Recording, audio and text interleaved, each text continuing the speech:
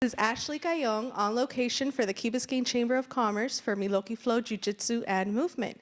We are here with... Ricardo Bayona. Hi, Ashley.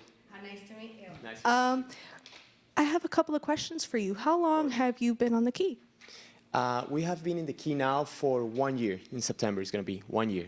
And what made you come to the Key? Because I do know that you originated from California, right? That is correct, yes. Well, I'm originally from Colombia, South America. I traveled to California around 10 years ago, passionate about Jiu-Jitsu.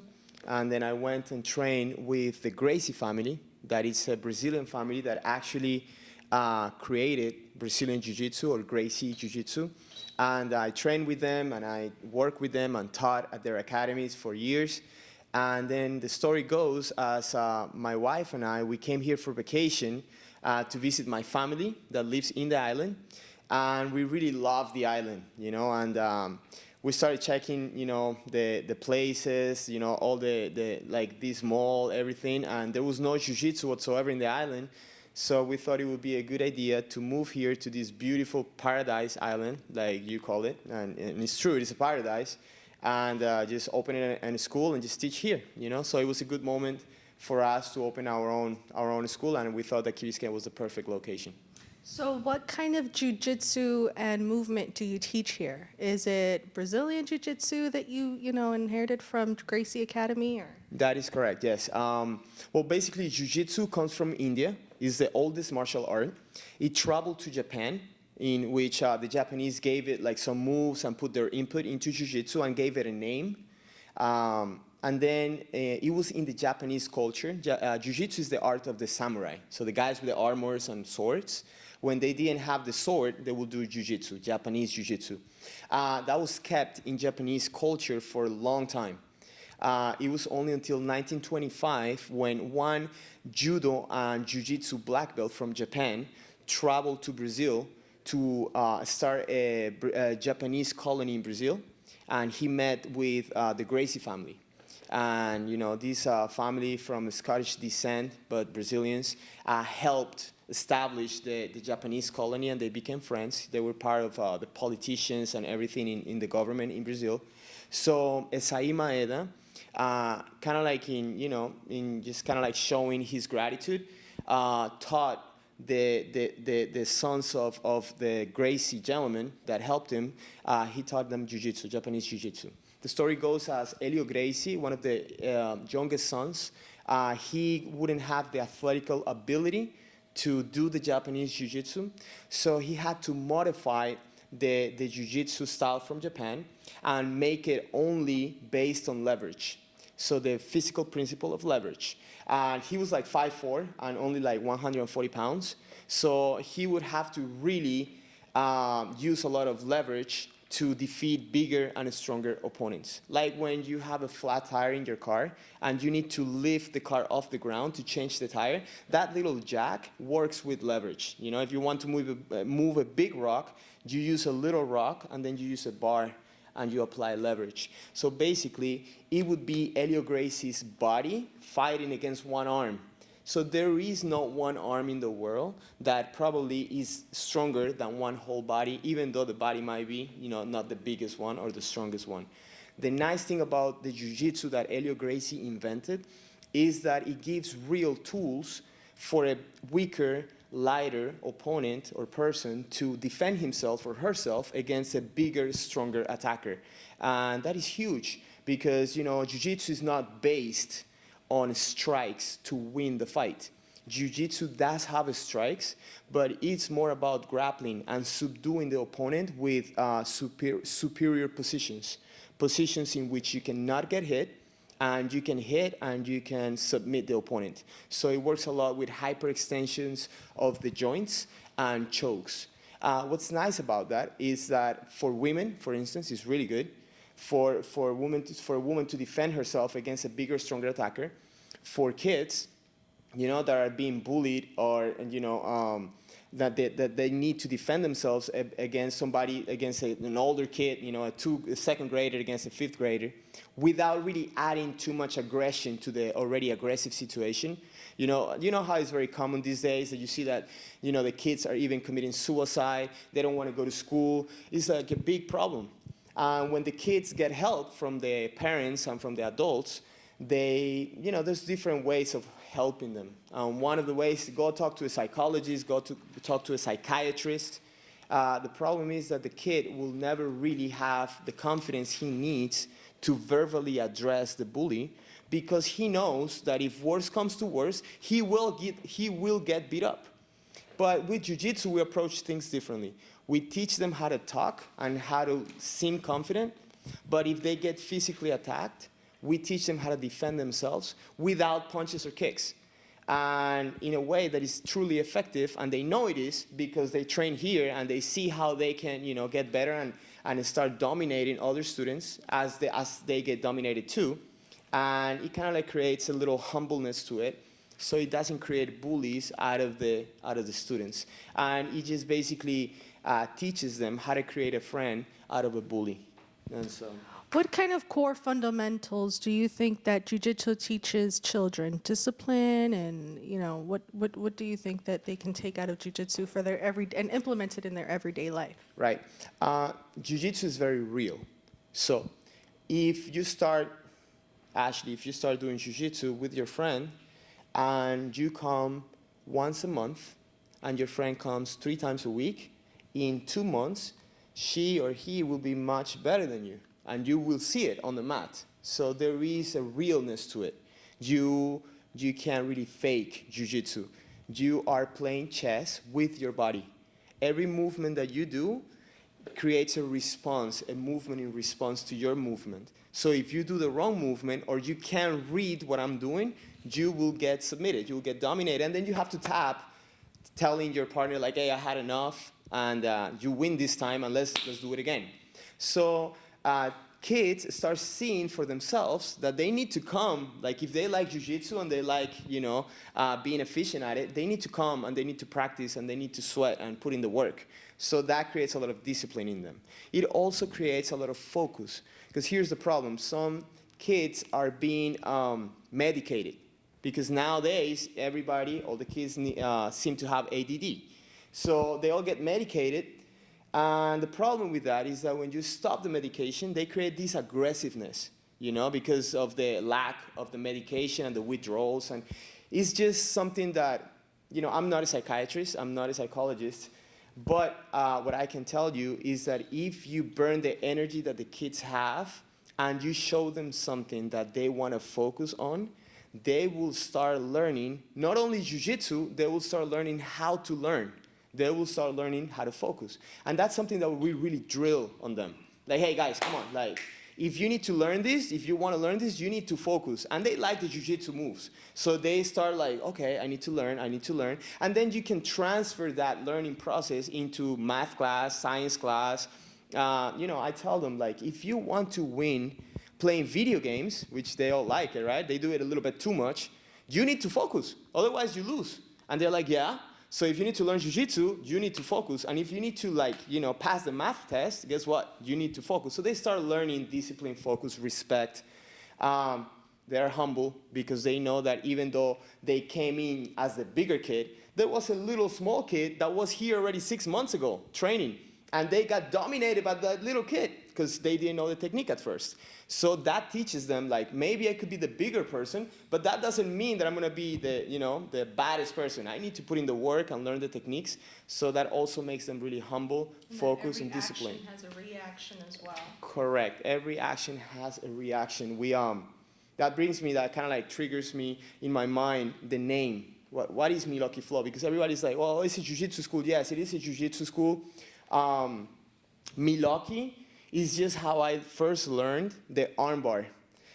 There was this Brazilian guy that went to Colombia. This is back like before 2000, like 1998. And he taught my friend the arm lock and a couple techniques. He was there like for 2 months. And then my friend was excited and he showed me the techniques and he said, well, this is the MiLoki. And I'm like, MiLoki, okay. I didn't know anything, so I just did the MiLoki, And then 10 years passed And then we were in LA, and when I say we, I meant my friend Alberto and I. We graduated from college, from university. We are business managers, and then we took off to Los Angeles to learn jiu-jitsu. And then we heard this Brazilian guy saying, arm MiLoki, arm MiLoki. And then we kind of like looked at each other and we smiled and we understood what happened. The Brazilian had a big, strong Brazilian accent and taught the Colombian arm MiLoki, like arm lock with their Brazilian accent, and the Colombian only got MiLoki. So we kind of like understood it, we thought it was funny. And then it's the word flow.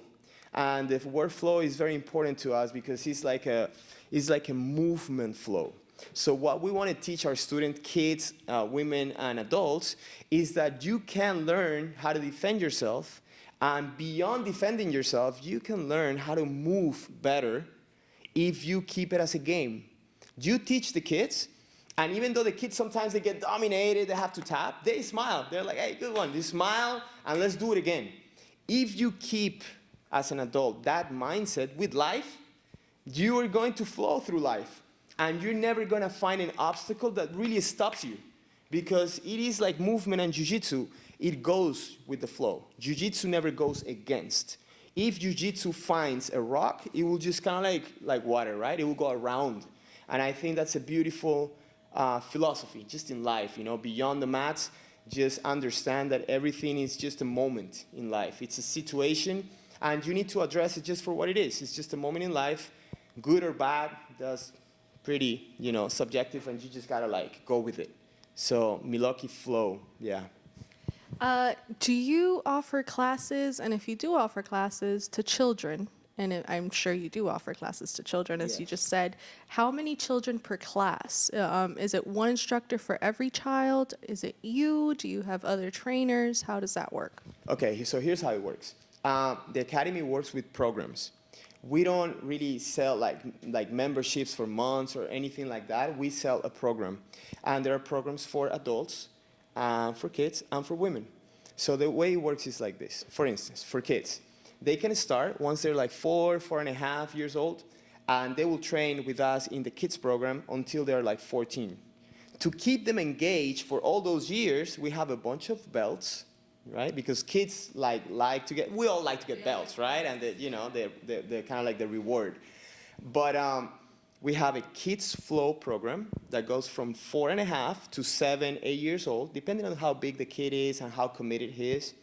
It's a lot of games, so we do a little warm-up with them, and that's where the movement part comes. Beyond using leverage and physical principles like base, like weight distribution, and all of those principles that jiu-jitsu uses, Alberto and I, we started kind of like realizing that a lot of jiu-jitsu guys were getting, a little injury here and there just from, jiu-jitsu. And we thought that it would be a really good idea to mix primal movement with jiu-jitsu.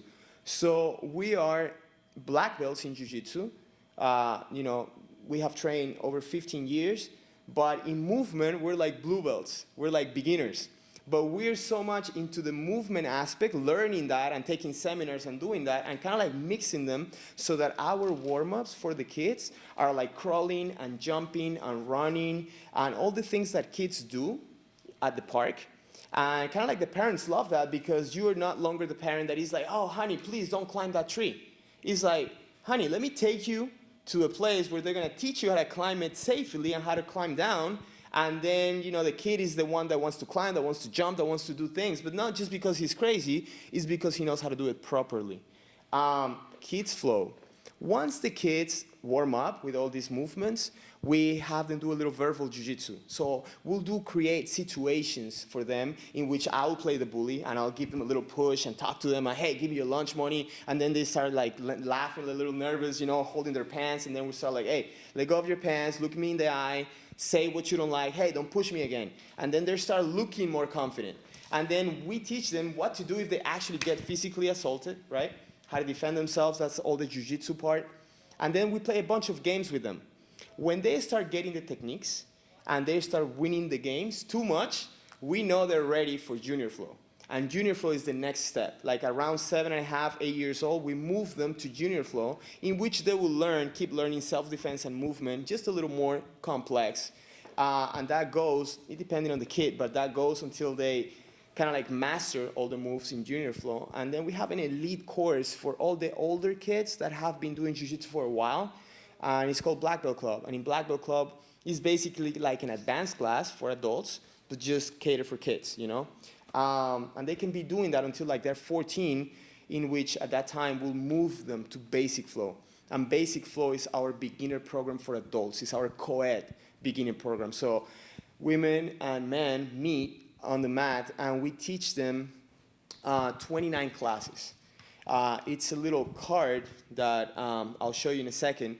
And the program is based on just the most basic self-defense moves mixed with these movement workouts. So you can always expect to get a good sweat from the workout, from the warm-up, and then you learn one standing move, and you learn one move on the ground. Here's the truth. To a real fight, when I'm talking real fight, I'm saying fights on the street, on bars, on like real on the street. Real fights don't happen standing up. That's the truth. And I'm saying that not because I think it's that way.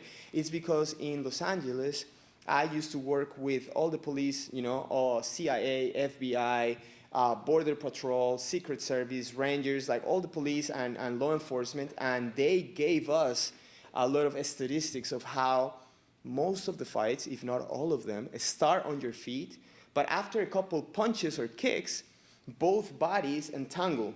And as one body wants to go one way and the other one wants to go another way, the most common thing is that they fall to the ground. When they fall to the ground, the bigger person has an advantage because they're heavier, they're bigger, they can use their weight. So if you don't really know what to do on the ground, you're pretty much likely to lose the fight, the real fight. So jiu-jitsu is a complete martial art that has punches and kicks, that teaches you how to fight standing and also on the ground. So we see a ground move and a standing move. And then we have like a little reflex development drill. It's kind of like a stage fight. At the end, they kind of like go through the moves that we're taught, and that's Basic Flow. Once you complete the 29 classes 3 times, and we again keep track of your classes with the card and everything, you will do a little test in which you show us in a cooperative motion that you know the moves of all the 29 classes, which are like nearly like probably 60 something moves. And then we give you a blue belt. And what that belt means is that you can defend yourself against a bigger and a stronger attacker on the street. Somebody that is probably not a professional fighter, but is just bigger and stronger than you. Now, if the student likes to sweat and likes the chess game that I was talking about, and he wishes to continue the path to black belt, that's a long life path, but it's a beautiful path. And we have, for those students, we have Advanced Flow. And Advanced Flow is from blue belt to black belt, all the path divided into different positions. And we'll just teach you everything, basically, that we know. And that's how you get to black belt. For women, we really like, that they come here and train with us. It's very good for them for the reasons that I already explained. But sometimes they don't want to go all the way to black belt. Some of them want, and we really like that happens. But when they don't, they come and they say, you know what? I would like to just learn how to defend myself so that if I'm walking in an alley and I find myself alone, I'm not freaking out, and I would know what to do if something comes to it, And for them, we have Total Empowerment for Women, and it's a 10-class course. So you see how it's different from the co-ed Basic Flow, in which we teach you almost 29 classes, and here only 10. So the main difference is that in Basic Flow, we teach you how to defend yourself and subdue the opponent. In the Total Empowerment for Women, we only teach you how to get out. How to, like if you're on the ground, how to stand up and how to run to the place where there's light and there's people.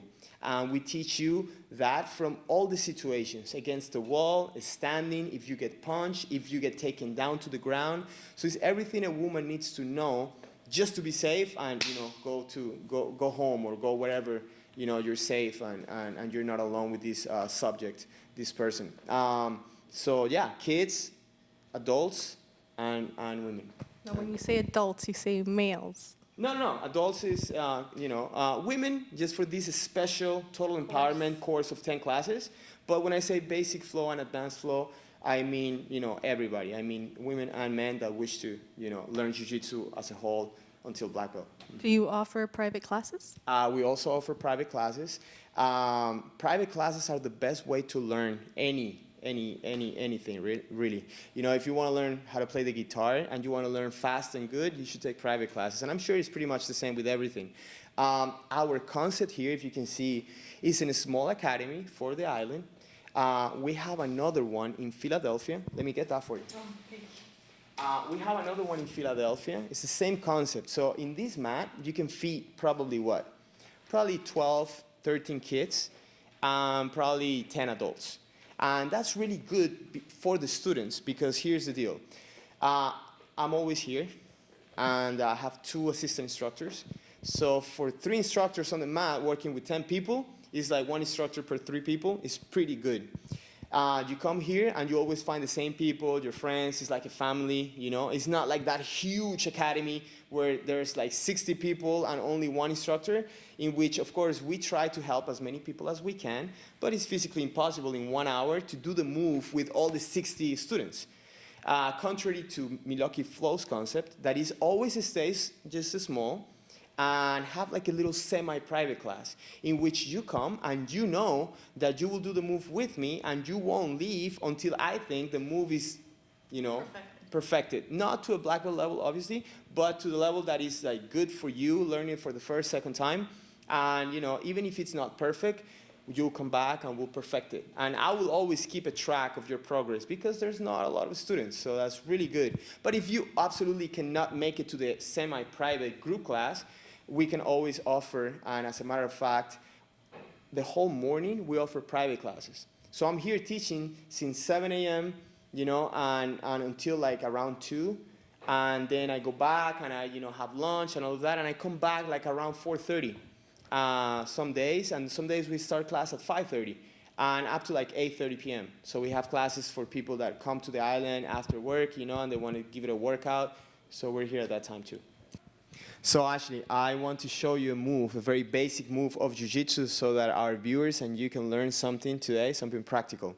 A few weeks ago, there was a girl that was lured into a car in Crandon Park. I don't know if you heard about it. Mm-hmm.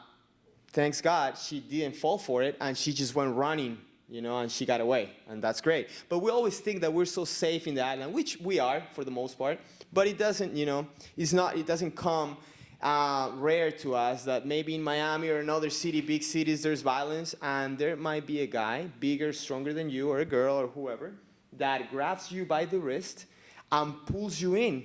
In where? In the alley, in the car. There's a friend of mine waiting, and he's gonna pull you in the car, and who knows what's gonna happen next. So you can't go in the car. That's the whole idea, right? So let's say you're walking normal, there's nothing happening, and I come, and I go like this. I grab your wrist, and I just start pulling you hard.